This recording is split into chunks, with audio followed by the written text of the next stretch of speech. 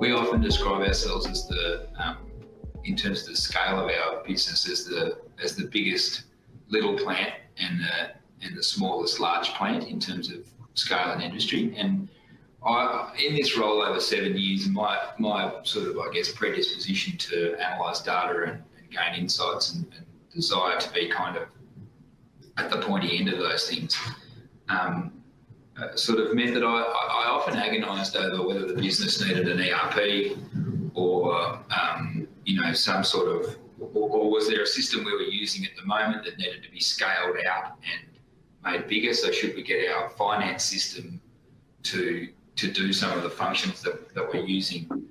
I guess the Toustone solution to do now.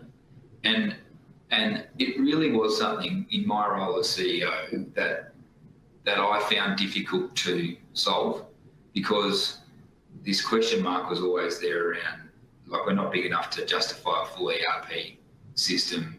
There wasn't an obvious leader in the systems we were using to collect data through our plant that allowed us to gain the sort of insights that we wanted to gain.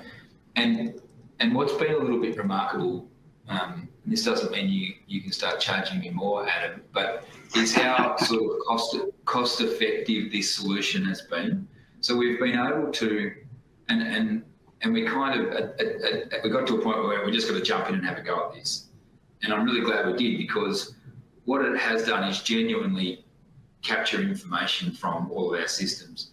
And it hasn't created another big system or some big beast that we've now got to manage. It's not become its own kind of thing to manage, if you like, which I think an ERP could become. It's been something that's just,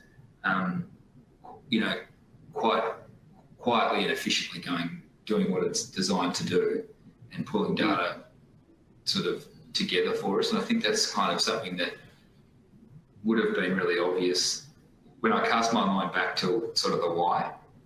That's been a really interesting sort of part of the journey for us.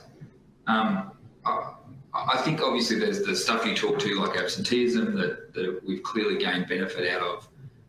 Anyone in this business will know that the margins are extremely tight, and will know the importance of what we call co-product recovery. So that's the things you talk to, offals, all sorts of products that aren't the primary focus of the exercise, but are byproducts or co-products of that primary flow of product. And so our ability to be able to draw insights daily, so in our conversations with managers, to say, why did we had a target of recovering 90% of those products, why did we recover 70%? We can very quickly identify whether that was an animal health related issue, whether there was a machine that broke down, whether there was some other reason that we lost product, but also being able to tie it instantly to a dollar value, a revenue value, so that the floor manager not only understands themselves, but then can use that as a tool to communicate, because it's not about,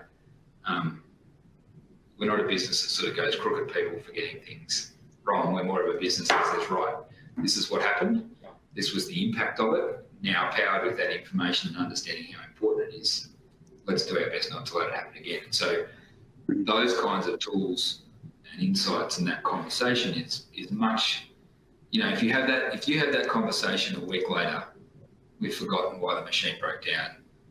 We've forgotten what the events were that surrounded it. Whereas if you've got a cleaner that doesn't do the right job overnight and the machine can't start because it's delayed by an hour the following morning, and that leads to being able to instantly define that lost you, $1,200 in red offal recovery because of the delay, means that while it's still fresh in everyone's mind, we've had a conversation about the impact, we all understand it, and we're working towards solving it. I think often in business, if that work isn't quick enough, then you lose the momentum, or you lose the opportunity to have the conversation and activity. So timeliness of information. Yeah. Absolutely. And I think the other thing, which is the other benefit, which I guess is a bit, which is less on that daily curve. And I know I've spoken to you about this before, because you help me run these customizable reports from time to time that aren't part of our dashboard. But, we tender a product which is called mixed ovine material that's generated from from the business, and it's a bulk product which is sold by the tonne. And I'm constantly looking for the best way to predict the weight of that. And historically, we used to do it on $1 per carcass basis, and then for a period of time, I sort of had a working theory that I was more closely correlated with not the number of carcasses, but the weight of those carcasses. And so I would sort of pester once a quarter in a hurry as the tender was closing. I'd go to our finance manager and say, quick, I need you to pull together the data on weight and carcass numbers, as well as, you know, this, that, and the other client type, and do a bit of analysis. And for the first 4 times I did that, I would derail her morning and distract her from whatever that, you know, she should have been doing to do this analysis for me. After a period of time, she would start to say, oh, I've still got that spreadsheet from the last time I did it. And then she would go and hunt that down. And then she'd realise that the person that usually kept that secondary spreadsheet that fed into her spreadsheet had left, and that hadn't been updated for, you know, 10 weeks. And so she had to go back and do that. And so that was the lived experience of those things. Now, I'm almost smart enough to do it myself. I still probably call you and say, Adam, if I wanted to get production numbers and production weights by client over the last 6 months and see if there's a correlation, and sort of 5 minutes later we've pulled those elements into something that just crunches the data and tells us the answer, and then we save it so I can come back to it as a report. And so the time that frees up in the business, understanding that you've gone to the single source of truth, which is the data that we hold for Toustone, to get that answer, is taking all that distraction away that, by my own admission, I would cause at the last minute every quarter. And that's massive. That's massive for a business and for people in those roles that are, you know, that are trying to respond to those requests. Yeah. No, I totally appreciate that, and that's interesting. So look, conscious of time, Will, but maybe just as a last parting thought, where do you see this evolving for your business, this concept, for your business and perhaps even the broader industry? Well, I think it's definitely changed our business already in terms of the way that we think and the way that we collect information and use information. I think it's already created behavioural change in our management team. I mean, it's helping them to be able to explain the challenges and explain, you know, the metrics to their teams, to supervisors, to people on the floor. I think it's probably important to say we don't think it'll replace the whiteboard. We're big fans at a plant level of getting people in teams and managers and supervisors to write results on a whiteboard so that everyone can see them, and the physical practice and the tangible kind of element of writing a result on a board is still something very important to us. So it doesn't replace, we're not going to get 27 computer screens that publish the Toustone reports. We're using that, all of the analytics